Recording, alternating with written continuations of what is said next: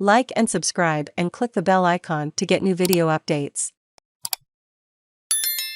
New clues shed light on pivotal moment in the Great Pacific Migration. The peopling of the Pacific is one of the most significant migrations in human history.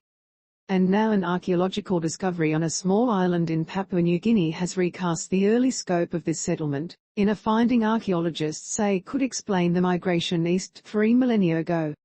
The unearthing of animal bones and tools on Brooker Island, 200 kilometers east of mainland Papua New Guinea, suggests that the migration of Lapita people throughout Papua New Guinea was far more extensive than previously thought.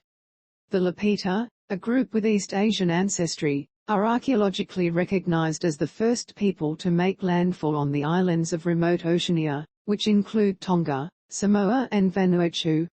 They are believed to have migrated there from Southeast Asia, via the Bismarck archipelago off the northeastern coast of New Guinea between 3,100 and 3,350 years ago. Lapita-linked groups are known to have introduced pottery, animals such as pigs and chickens, and Austronesian languages to New Guinea, which has been inhabited by indigenous people for at least 50,000 years. In new research published in the journal Nature Ecology and Evolution, archaeologists believe they have unearthed the earliest evidence for Lapita-introduced animals and imported obsidian, volcanic glass, in southern New Guinea. The findings are between 3,060 and 3,480 years old, they estimate. Dr. Ben Shaw of the Australian National University, the study's first author, said the discovery was evidence of the initial interaction between indigenous populations, who were already in the area, and Lapita migrants. There were other changes to social systems on the island at that time which indicate there were changes to way people were living there, Shaw said. This is a signature that's new in archaeology, particularly in this part of New Guinea, Shaw said.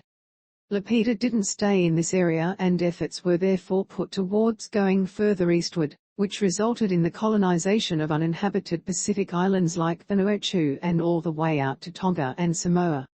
The researchers argue that the interaction with indigenous populations during this time was pivotal in influencing island hopping strategies that culminated in the initial peopling of Remote Oceania.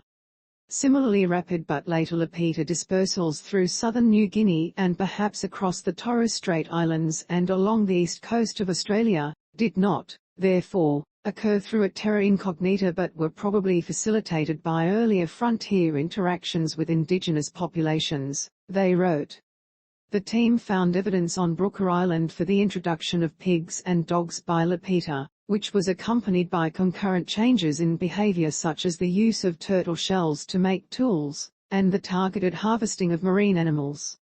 The contemporary presence of lithic axe adds technologies unrelated to those associated with Lapita suggests that indigenous cultural influences contributed to cultural diversity in the region despite language replacement, the researchers wrote. Shaw said Austronesian languages, which were introduced by Lapita groups, are spoken on most of the islands of Papua New Guinea. Although these islands have got a very long history of indigenous occupation, and what the archaeology tells us is that there's continued input of cultural influence from those indigenous populations, there was a complete changeover from the indigenous languages that would have been spoken there to the ones that are now spoken, he said.